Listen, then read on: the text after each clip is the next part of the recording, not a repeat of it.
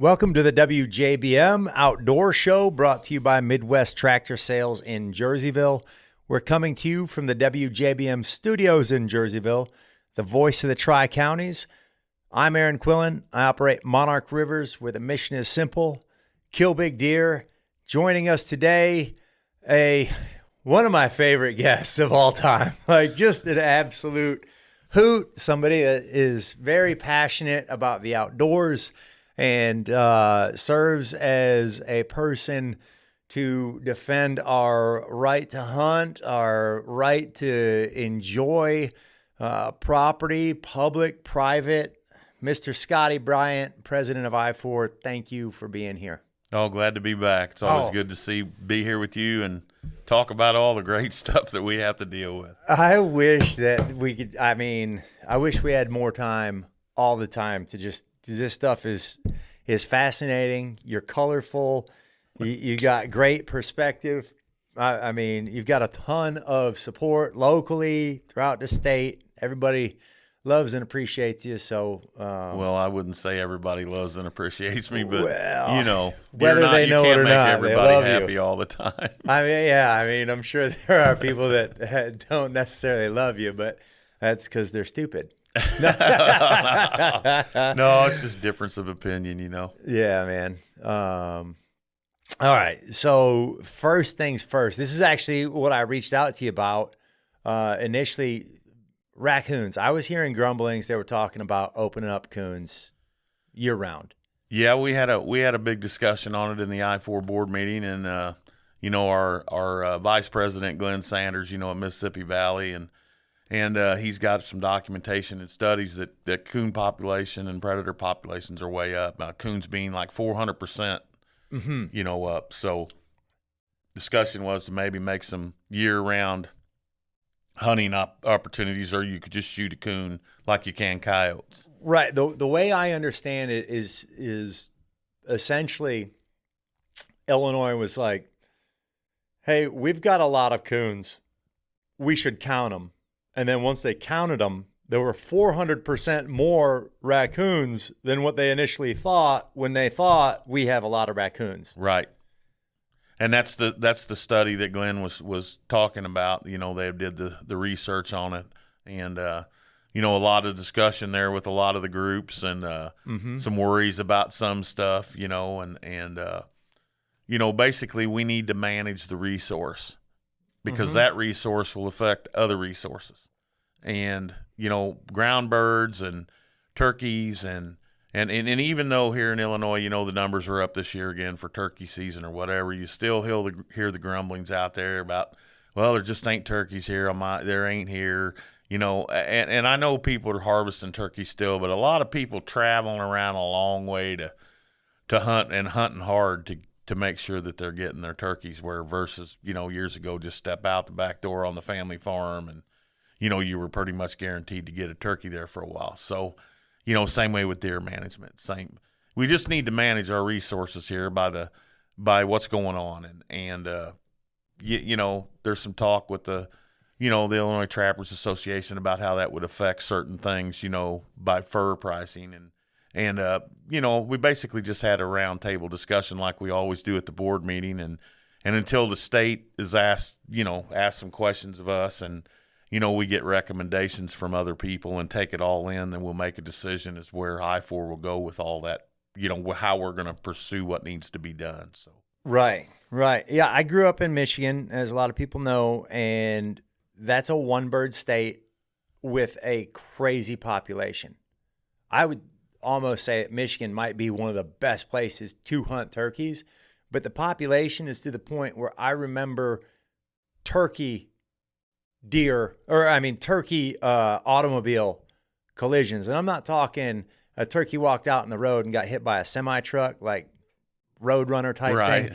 I'm talking a flock of turkeys. Is it a flock of turkeys? Yeah, I would say it's a flock of turkeys. It's not a gaggle. It's a flock. A gaggle of geese, but a flock of turkeys. So we don't see a gaggle of geese around here no more unless they're local ones. Right. I'm talking a flock of turkeys just taking on a sedan. Well, it's funny you say that, because I remember going to South Dakota hunting years ago, probably 20 years ago, to pheasant hunting, and never had been out there, and we're going down a road in a rented van with about 8 guys in it going to where we were going to stay, and pheasants are getting up, flying all over, and we hit 2 of them with the car windshield and killed them and stopped. And before season even started, I was like, man, this is unbelievable. Exactly. But evidently that's kind of changed out there now too as well. So okay, well, I think that there's definitely room for improvement with the turkey population, and I can't. My personal opinion would be that it's the nest raiders. Particularly if you're finding out that you have 400% higher population than the already anticipated high population of raccoons. Well, it definitely is not going to help anything. You're right. And that's just the raccoons. Everybody knows that, skunks, coyotes, everything, they're all up, and, they don't trap anymore. People don't trap like they used to, or coon hunters don't coon hunt anymore. Mm-hmm. And part of that being, there's so many regulations now. If you turn a dog loose and, man, at nighttime, if you get over on somebody's property or something, then you're going to go to get a ticket, a $500 fine. And, just everything that we grew up doing here has all changed, because of urban sprawl and people that don't understand that if you don't manage these resources, that they will kill off other resources. It's no different. Or we'll have this 400+%.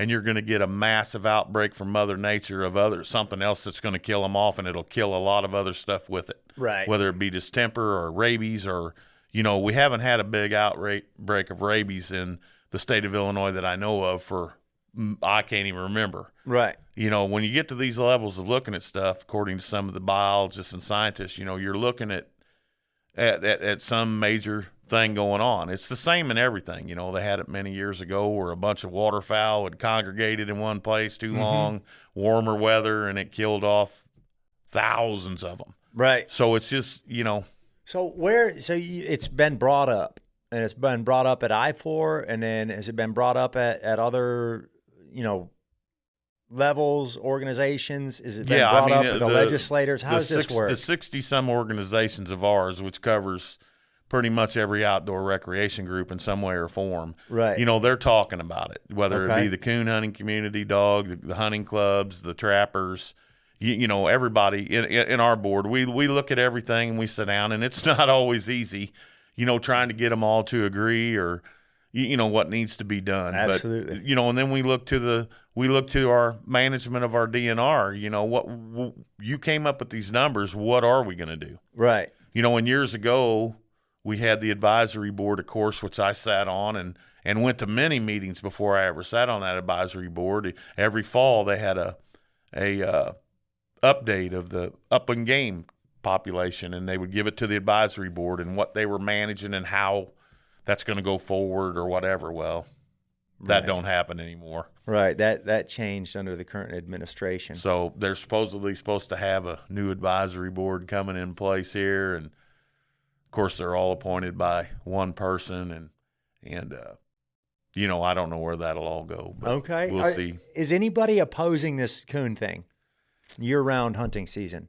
Not really, not right off the bat. There's been, like I said, some questions with the trappers about, what it will do to the fur market, things like that. And they're concerned about it, and I understand, but we have to manage the resource, number one. Right. And when we start trying to manage because of money or then we're going to run into trouble probably. Yeah. So it's just, we're trying to get kids out there to do these types of things.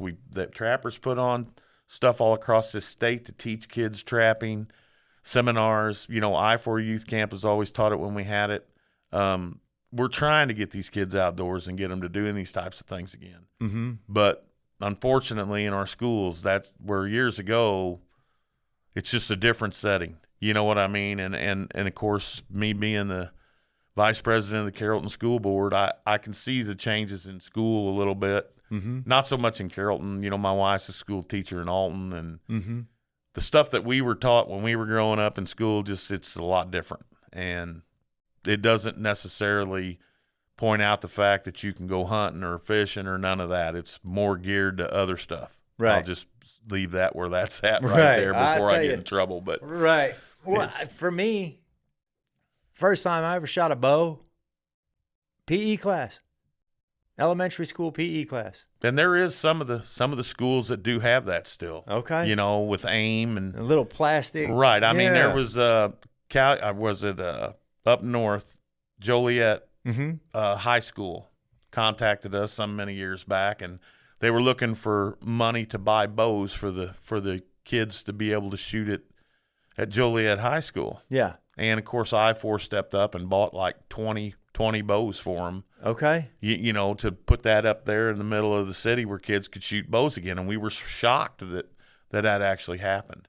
But we never heard from them again much after the fact, if it was a success or, you know what I mean? So we're always looking at stuff like that. You know, we're not a group that makes lots of money. We have to pay a lobbyist, which you know as well as I do, are very expensive.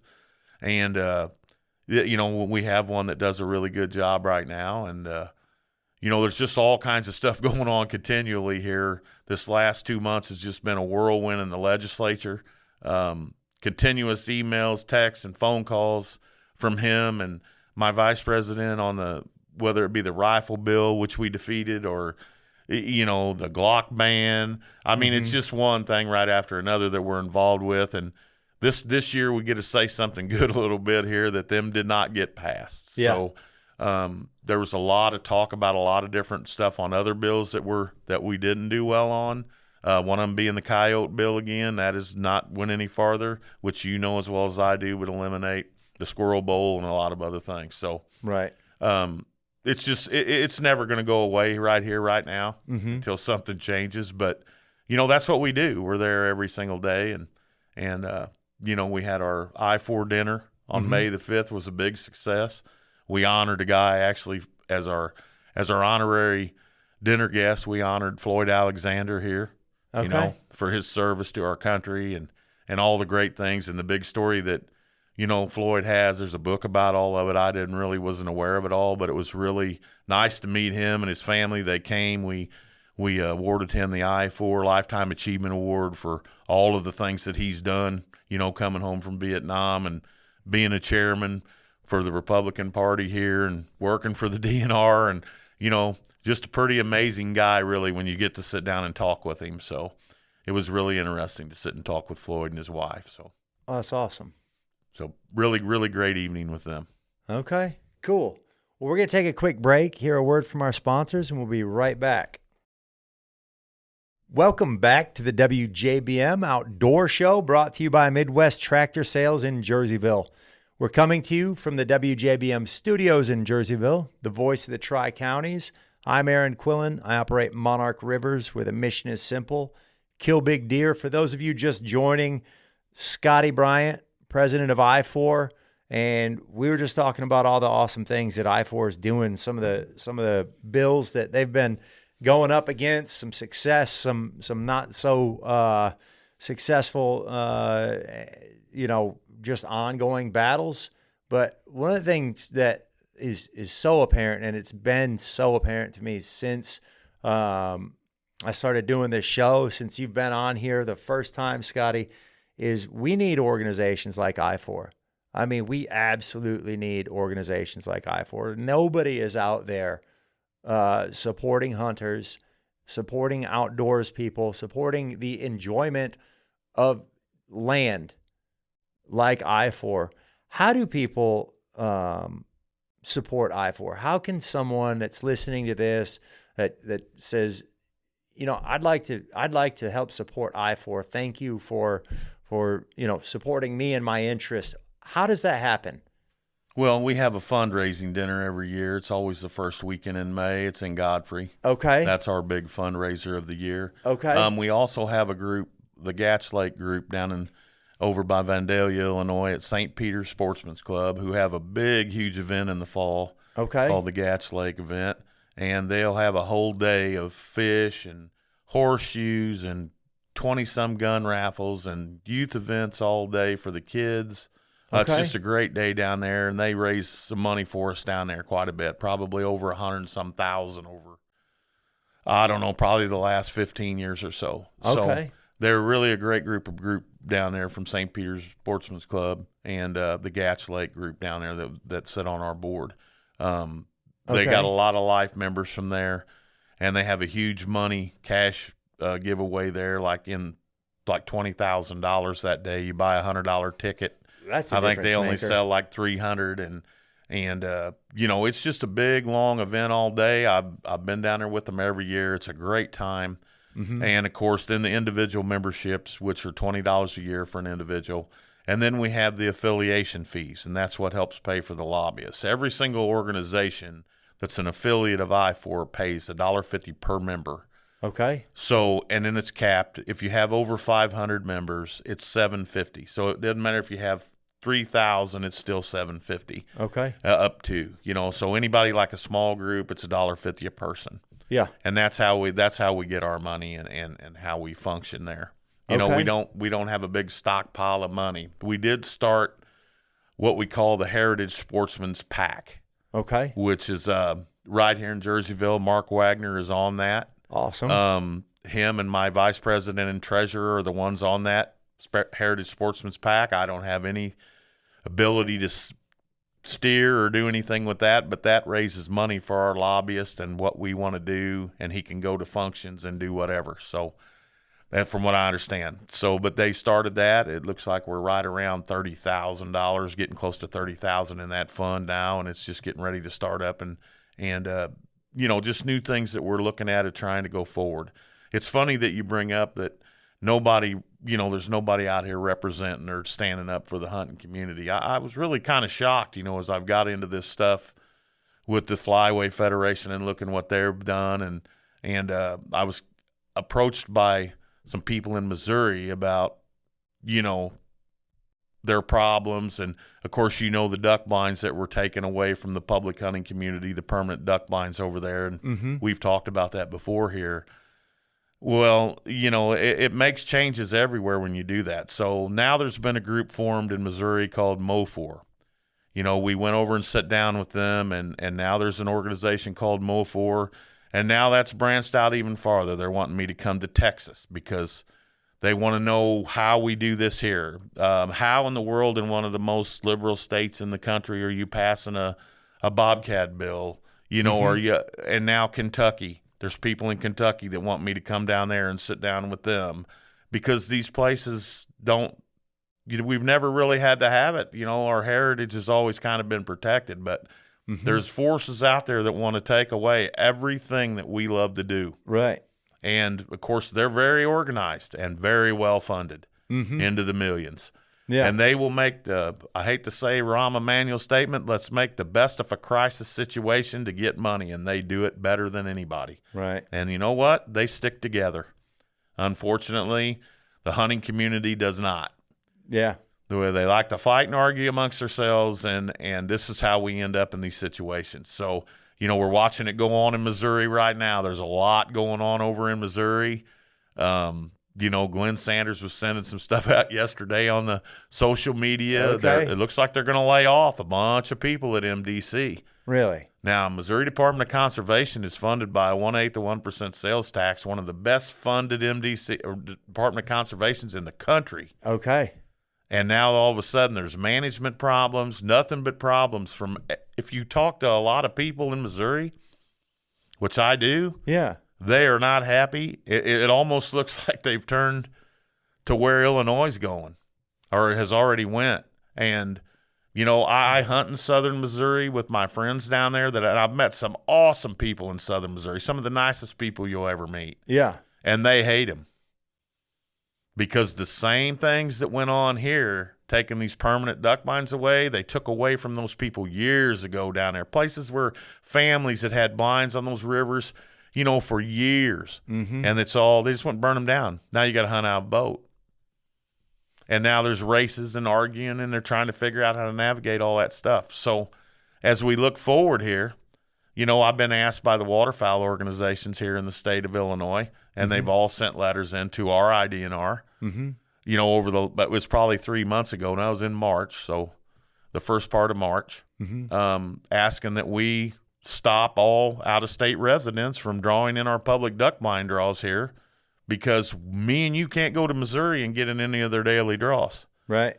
And I just, I've been researching some of the stuff that's going on. It looks like I watched a big thing on MDC yesterday for about an hour and a half where they're talking about in their session, that they're going to limit antlered deer to out-of-state residents one a year now. Right. So, as these things change in the states around us, these people are not going to be there. They're going to be over here. Mm-hmm. And they're going to be compiled up and piled in on top of our communities and our people trying to find, which we already are limited hunting areas around here, especially our public hunting. There's thousands of people that used to draw for those public duck blinds in Missouri. And, I mean, it's a huge draw. Right. Well, where are they? They don't have no public duck blinds to hunt out of no more over there, permanent blinds. So where, you drive across the bridge and here you are. They're going to be here. And I don't remember the percentage, but it was I want to say in the 30 to 40% at the Pittsfield draw that 40% of the duck blinds went to out-of-state residents. Really? And that's per Glenn. I don't hold me to that number, but it was a very high percentage of out-of-state residents that got those blinds. Wow. And we sent that stuff into the DNR. That's been 3 months ago, and it's crickets. So we get the new duck blind, draws coming out here for July for the 1 years and 2 year draws, and they haven't made any changes. So there again, the public's talking, the organizations are talking. We represent all these people, and we've reached out to them again. And, and I know that they sent it out to their waterfowl managers because the managers told me that they had received it and were asking them, what do you think? But the wheel just don't go around. And it hasn't went around for quite a while now. Right. So, and they, there's no, how do I say, shrugging this off anymore. The disrespect towards me and my organization from this administration and the IDNR over the past 8 years, I hate to say it's probably worse than when Rod Blagojevich was the governor. Oh. And we all know that story. We all know where that ended up. We know that I was the one that signed a thing over millions of dollars of illegal, $9.25 million worth of waterfowl funding that was swept illegally. Right. So when I say that, I don't say it lightly, and I don't have anything against the director or anybody else. Right. It's just what I know. I have a history of it. I've seen it, and here it is. Now, the little wolf in the room right now from everybody I hear is that our director is leaving on June the 30th. That's what I've been told, and you know this because you've known me for a while. If anything goes on anywhere, there's going to be a phone call to me. Right. Whether it be from that glass house where they all think that nobody can talk to nobody, or people out in the field, or somebody that knows somebody somewhere. Yeah. And I made a phone call this morning to 2 of our legislators and talked with one of them this morning from right here and asked them if they had heard anything. They were not aware of it. Really? They were not aware that this director is leaving on June the 30th. So when our own legislators don't know, and they're going to change, and they have to approve that, they have to approve that through the Senate and stuff, to appoint a new director. Right. Who's it going to be and where are they from? Do they do is there an interim appointment? Well, there has been. Sam Flood was appointed, years ago and was never actually confirmed as a director, under Brunsvold, whenever he was, after Brunsvold had left and some of that other stuff went on there. So I don't know what they're doing. I sat on the Greenways and Trails Committee for, 16 years? Yeah. Amy Madigan, who's worked there for years, is retiring.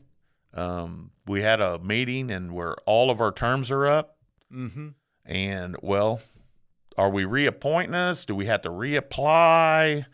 What they've always done before is you just sign a paper if they were keeping you and you stayed, and they would look at the applications, to see if they wanted to move somebody or not renew somebody. But she didn't have any answers, and I pretty much told everybody in the room that I'd worked with, that, it's been nice working with all of you because I'm pretty sure that I won't be asked to come back here, it's just the way it is right now with them. Getting an answer or anything from anybody is just, you can't, it's just not there. that seems to be just the kind of the MO or the strategy of the current administration is lack of transparency, keeping information away from those that, it's critical to their role. Well, you probably seen the social media posts that got all kind of hits on the I-4 page whenever the president took away, this commercial fishing Asian carp money from Illinois managing and gave it to Michigan. Now, I don't know if that's going to be better or worse because that's, my longtime friend Deanna DiMuzio from here was one of the people back in the day that worked on getting that brought here, and so we could manage some of that stuff. The Brandon Rhodes Project, which is a big deal in Chicago, Illinois, to stop those fish from getting into the lake.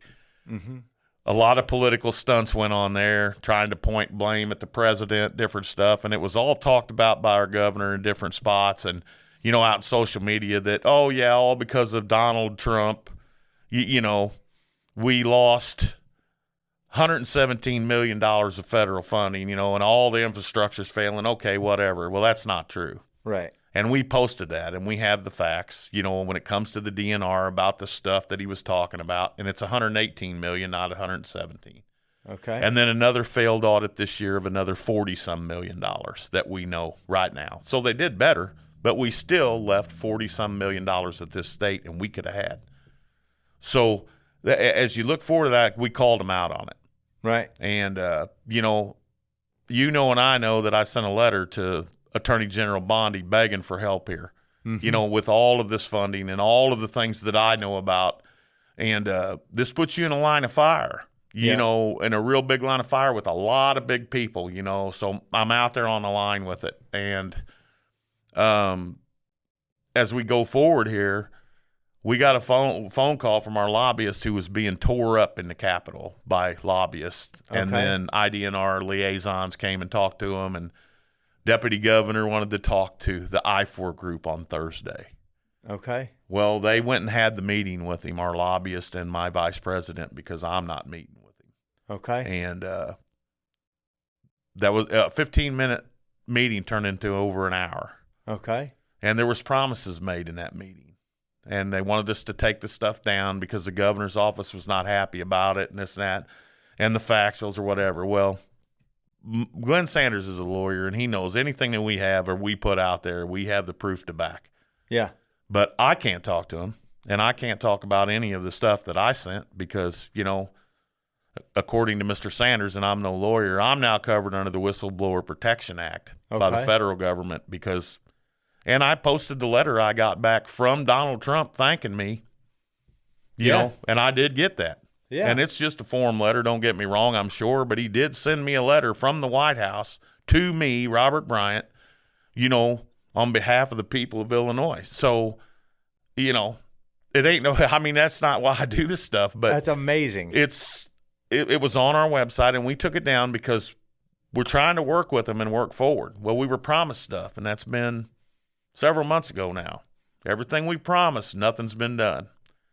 Repost that thing. Well, and that's I've had my hand. I talked to my vice president of my board has to make those decisions. I don't get to make them. Yeah. And I'm with you. I'm ready to go. I'm ready. But there again, the personal attacks on me and my family could come big here.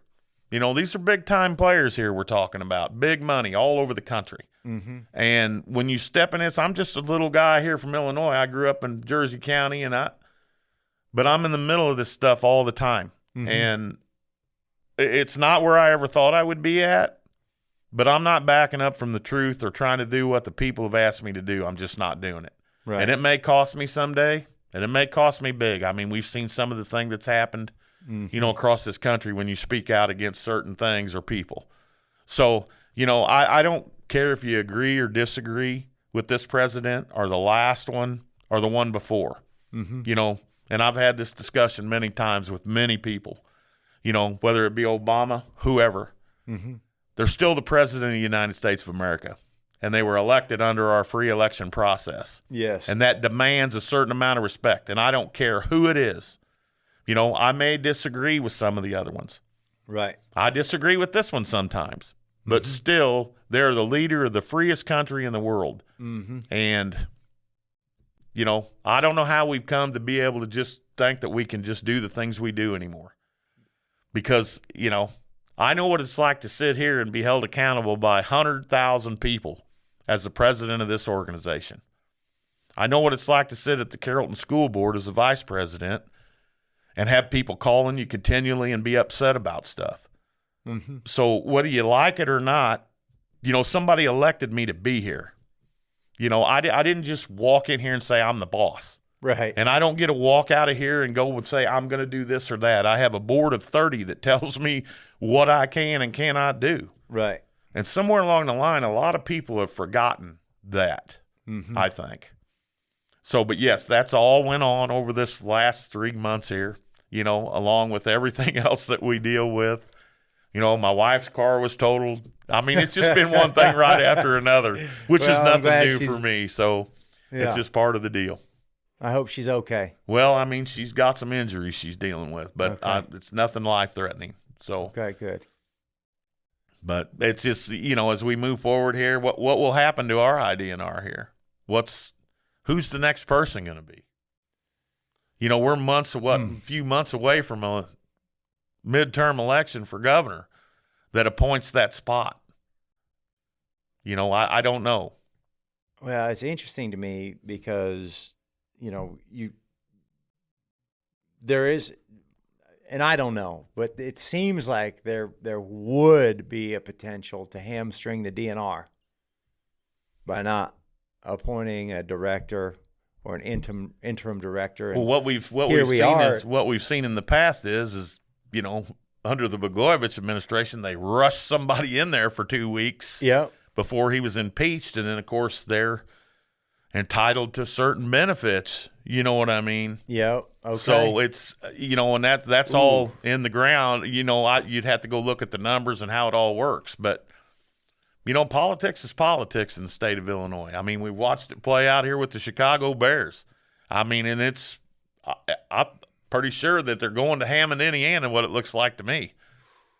So, my grandfather is buried in Hammond, Indiana. My uncle lives there to this day. So I know exactly where it's going to be built. Okay. I know it's a stone's throw from downtown Chicago. Right. Because I spent time there when I was a kid. So, I understand the tax stuff. I get it, but now it's something to watch. It's something to watch them all manipulate. And, the whole south side of Chicago is just mad at this governor and the mayor, and it's not a good place to be. Right. So it's just, I don't want to go into all of that stuff, but they are the people that appoint these people to these positions like the director and of course, the deputy governor who's over that. And they make the decisions for us. And when we tell them stuff, they should listen to us. At least I think they should. Or at least sit down and have the conversation. Right. But I haven't had one in over a year and a half, 2 years since the dedication of the four-wheeler park. Okay. Which I worked on for 20 years of my life. Mm-hmm. And, of course, didn't get asked to make a speech at it or was notified, 18 hours before they were going to do it. Right. So it's just when you look at respecting people, whether you disagree with them, there's people out there that I disagree with, but they work hard on stuff that they believe in, and I'm going to give them that respect. Yes. This DNR has no respect for Scott Bryant, period. Nobody. And I mean, it's just, you could sit and look at it. I could go to my house and look at the awards on my wall from the DNR and the Corps and everything that we've done, and they're not about me. It's about the people and all the people that worked with me and sat on those boards and did the work. Mm-hmm. But we were in those meetings. We could walk in and talk to anybody at any time. They would call us and talk to us. Hey, will you help us with this? There's been none of that in this administration. Right. And not just with this director now. It's been the whole time. So, I don't know. But I know one thing. All across this state, our management's suffering. Our state parks are suffering. Mm-hmm. And if you go talk to the people on the ground, you can see it. I mean, you can go right down here to Pure Marquette Park and look at our boat harbor that's $1 million boat harbor that you can't run a raft out of when the water's at level. Been that way for how long? Right. And Nate Gettin's trying to get it fixed. It's been 12 years trying to get it dredged out or taken care of. Right. Can't take care of it. You know, and it's not his fault, but here he is dealing with the public. Right. And there's ways for things to be fixed. They just don't do it. Right. Well, I mean, that's red tape. That's red tape at its finest. So let me ask you this, because, you know, for me personally, and hopefully everybody can make this jump of what I'm about to say, but when they did the state park proposal and then it kind of came in and accomplished everything they were trying to accomplish with the rewilding bill, right? Yeah. So to me, there's somebody out there, there's somebody that has a plan or a strategy, and they're going to try this marketing term of rewilding in Illinois, and then they're going to take that and what they learned from that, and they're going to apply it in another state. And it's just going to be a new brand or a new flavor of the exact same stuff they're trying to accomplish. I don't know why. I don't want people to mess with my food, right? It goes back to the whole don't tread on me thing. Just leave me alone to do my thing. Don't mess with my food.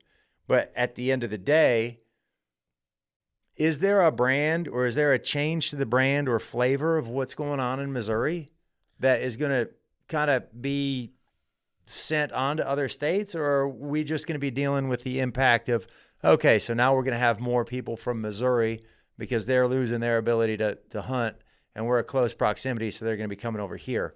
Well, I mean, it depends on how you want to hunt, Aaron. You know, a heritage here where we grew up is the permanent waterfowl blinds. They're a heritage that's been here for 100 years. Yeah. The same way in Missouri on that river. Yeah. You know, on pools 26, 25, and 24. Those blinds have always been there, open to the public. Anybody could go get them if nobody's in them and hunt them. You go to a managed area, you go to check station draw, and you could go hunt them.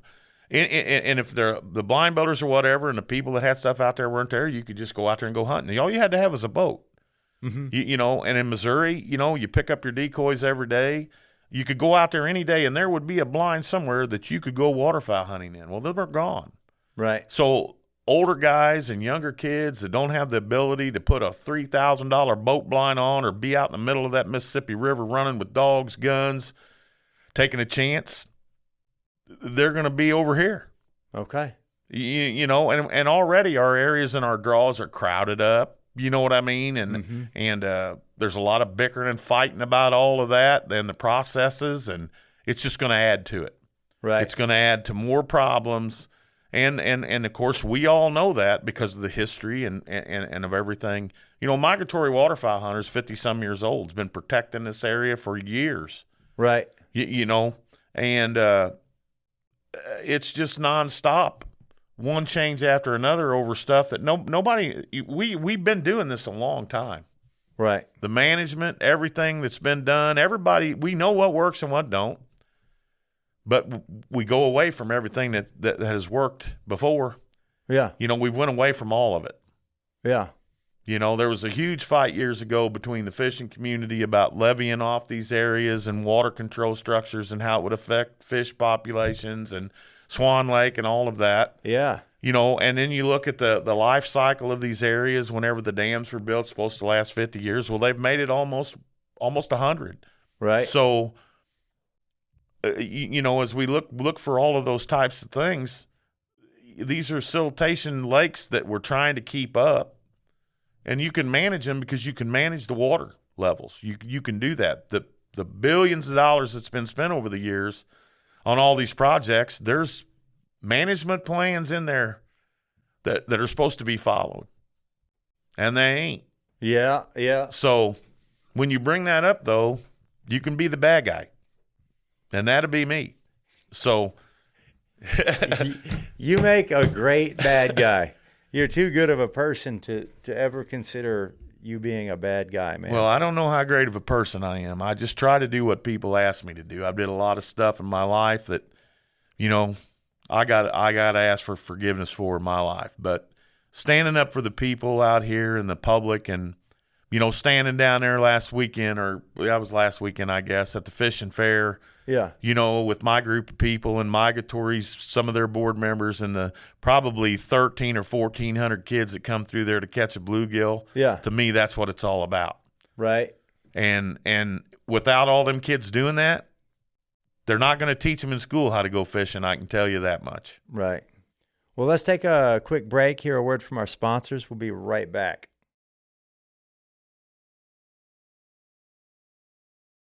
Welcome back to the WJBM Outdoor Show, brought to you by Midwest Tractor Sales in Jerseyville. We're coming to you from the WJBM studios in Jerseyville, the voice of the Tri-Counties.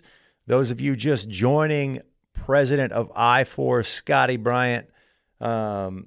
Scotty, politicking is, it's exhausting. It is. I have a tremendous amount of respect for you to be able to sit in the crossfire and stay strong, but you do it all for us. So as always, thank you. Well, I thank all of you guys. Without the people and the support of the people, I'm just the voice that you guys send me there to be. And the majority, I try to represent the majority of what everybody wants, and no personal agendas of mine whatsoever involved in any of it. Mm-hmm. And look at every aspect and try to get as much education upon, what we're talking about, or what the problems are, or, how it all goes. And, the funding at sites and our state sites across the state here, I've talked to the head of lands. They said that there's none of them that's been cut. Everybody's still getting their funding. Good. The fiscal year ends June 30th. Which makes sense about the director, because that's when things would end. Okay. So whether it's true or not, I don't know for sure. I don't have that 100%. That's the round table discussion out in the public. Street. Yeah, especially down south. Okay.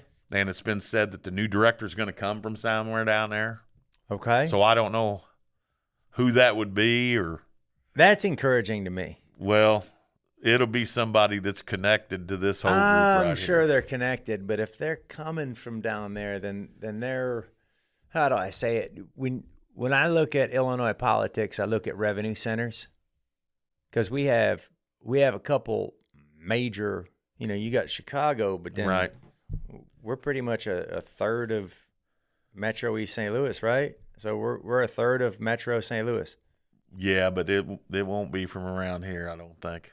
It'll be further south. It'll be probably a little south and east, probably. Right, but there's less power in politics the further you get out of those two major metro areas. We'll look right down around.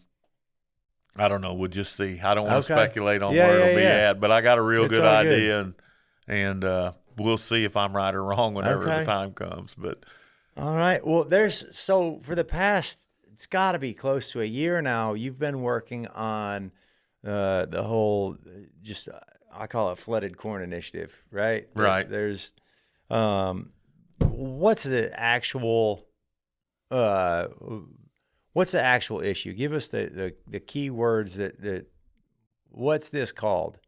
Well, the Flyway Federation, of course, is the one that's, the group that started in Louisiana. Well, it's went way farther than that now. There's 17 states that are involved with it, some federal senators. Their executive director, Duke Lowry, who I've met and sat and talked with, along with, of course, the lightning rod, Josh Goings, who's on Facebook, who basically argues with everybody about it. Right. And, I'm just not about that stuff. But Duke's a stand-up guy if you meet him, and he looks at the facts and the aspects of what's going on. And for them, where they're at, and some of the other southern states, I get it a lot more. But right now, they're moving forward with certain, the things that they're doing with the Fish and Wildlife Service and this study, and that's basically what they're all looking at.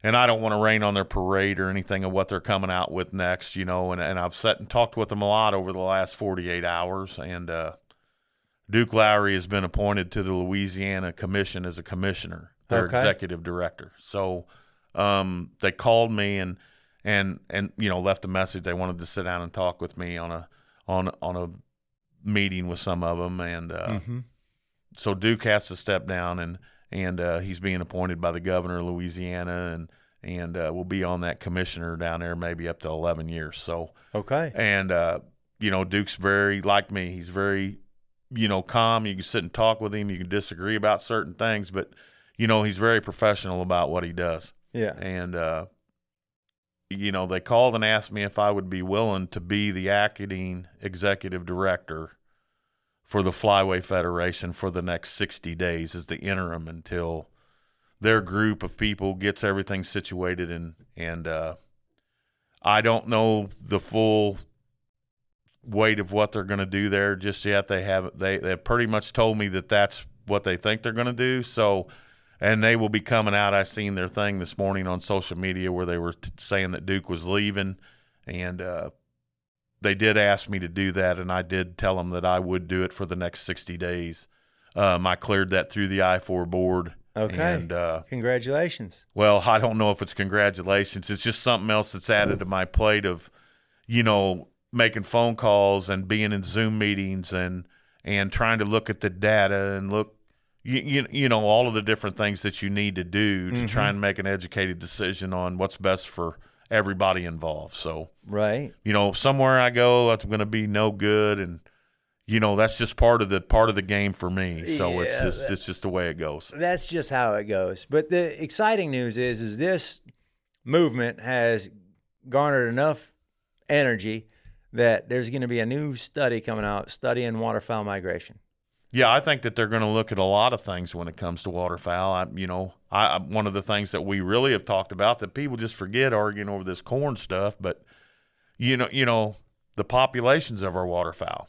Exactly. What's going on with the northern management where you and me and everybody has spent millions and millions of dollars over the year with some of these organizations to protect, right? Keep, and I understand that, we how it is. We can talk about Farm Bureau stuff and farming, and, they got certain needs and wants that they want. And, that they're always going to clash with the hunting community because they want as much ground cleared as they can get to farm on. And, I understand that because they're trying to make a living. I do too. It's a complicated issue where you have to sit down as goal-oriented people and try to look at all the facts and try to work together to do the best you can do for everyone. And sometimes when it comes to money, that don't happen. And that's pretty much what I've seen over 30 years. I can sit down in a room and debate something with anybody. I don't care who it is. Mm-hmm. And I learned that a long time ago. It was funny. I was just talking to a gentleman. He was leaving. You watched it. Yeah. Vince DiMugio told me that many years ago. He called me over to his office over there when we first met. I got my butt handed to me in an IDNR meeting. I really thought I knew something, and, boy, they tore me down. And I guess he could see it in me, So I went over and had lunch with Vince, and he told me and gave me some guidance, and I did exactly what he told me. I've represented the people that elected me to this spot. Mm-hmm. I did not run a personal agenda. Stand up for the people that sent you there. And, try to work with people across the aisle. And Vince was one of the greatest Democrats in the state of Illinois that worked across the aisle with Republicans. We didn't have all this. Yeah. And those were people that came over here to our dinners. Mm-hmm. They were out here in the public. Yeah. Past directors have been to the I-4 dinner, to the migratory dinner. Wayne Rosenthal was there. All the way back, Director Manning was there. Right. Mark Miller, when he was director, was there. This director here ain't never been there. And right. The one before her wasn't there. Right. It's an open invitation. They know they've been invited. We invite all of them to come. Mm-hmm. Our local legislators come. Past directors come. Past director and representative here, Wayne Rosenthal, donates a hunt to our banquet every year. Yeah. And me and Wayne argued when he was director right in advisory board meeting and on the phone and everything too, was because he did stuff that the groups didn't like. Right. And, we still talk to this day. Yeah. And we're friends. He just lost his wife. My prayers go out to him and his family. But it's, these are the relationships you build over 30 years of time with these people, and you have respect for them even if you disagree with them. You know what I mean? That's hard pressed to find anymore. It is. They want to start screaming and yelling, and it's exhausting. I mean, it's crazy. It's exhausting. Hey, before we run out of time, I-4 website. Yeah, we have a website and a Facebook page. Okay. The website is, it's brand new. We just redid it. They're still working on it some, but you can go there and sign up on there, and you'll have to mail your stuff. Okay. We've had some problems with people hacking, and they said, well, what do you think? I said, just have them mail it. Right. I said, I know people don't do checks, and everybody does Venmo and all that stuff, but I don't have time to sit here and be arguing with banks and trying to figure out where money's going, and our treasurer doesn't either, because we're all volunteers, and it's not like we're getting paid $200,000 to be the director or something. So. Yeah, it's all out there on the Facebook, and the meetings that go on continually. I'm sure that there'll be a meeting probably tomorrow over this greenways and trail stuff. You know what I mean? So trying to figure out if I'm going to be replaced or put back on there. Okay. We did get somebody that the governor don't know about put on this new advisory board. Okay. He doesn't. I'm sure they don't know who it is, but. All right. We have someone that's on the new one if they ever have a meeting. Okay. So I'm anxious to see if we're going to get a new director and who it's going to be, and we'll see what happens. Right. So maybe it's all a lie. But usually whenever this stuff starts coming out of these places where I hear it from, it usually hits pretty close to home. Right. So, Mark Miller chased around people in the IDNR building years ago trying to figure out who talked to me. Yeah. And I just laughed at him, and he'd get so mad. He looked at me one day. He goes, I don't know who. I said, down in the bowels of this basement down here, there's people working in this office in this glass house that's been passed over promotions and everything, and they hate everybody. I said, as soon as they hear something, they'll call you. Well, he tried everything to set people up. Right. And, it was great to watch. So, but, people are going to talk, and especially when you got good employees out there, that have worked in the DNR for years, and we've lost a bunch of them over this last year. Right. The executive secretary to the director, Tammy Miller, who's been there for, under Manning, so 30-plus years she's worked there. Probably ain't a single person in the IDNR that knows more about it than that lady there. Mm-hmm. And she retired this year. Wow. Because she'd had enough. Yeah. And she would never tell you that because that's how much of a professional she is. But I know because we're friends. Right. And, she's not a person that wants to come and do anything or be a look at me kind of person. We gave her a Lifetime Achievement Award at the I-4 dinner, and she won't come and get it. Wow. She appreciated. She was crying on the phone when I told her, but you know what I mean? She's just not that flash in the pan person. She was a person that was committed to doing her job and working for the people of the state. And if you called there and asked her a question, you would have an answer within 48 hours. That's big time. And that's gone. Yeah. So, we'll see what happens come election time this fall and what changes around, if anything changes at all. But, we'll see. Yeah. But I'm still going to be here and still be doing this until they run me off or they put me in the ground, Aaron, because I'm not going anywhere. Don't stop. Don't stop. We appreciate you, man. Well, thank you again. No, thank you for having me. I always enjoy coming and talking with you guys and likewise. Looking at all the different things that we got going on, and it's spreading out across the country, I can tell you that. The word's out about what we do, and that's awesome. That's they're wanting me to fly here and there, and I said, well, Scotty don't fly no airplane. So if you want me to come, I'll drive, or I'll Zoom. We can do this Zoom stuff, but I'm not getting on an airplane and flying to Texas to talk to you about how to start a I-4 in Texas. I said, fly up here. I can't believe that some of those states even have to have that. I don't know. But it sounds like to me that there's other states that's got the same problems that we have here. Oh, I'd imagine. In places that I would never dream. That's my tinfoil hat. That's the brand of politics I'm talking about. It spreads. Yeah. So, all right. Well, we're out of time, man. I appreciate you so much. No, thank you. Yep.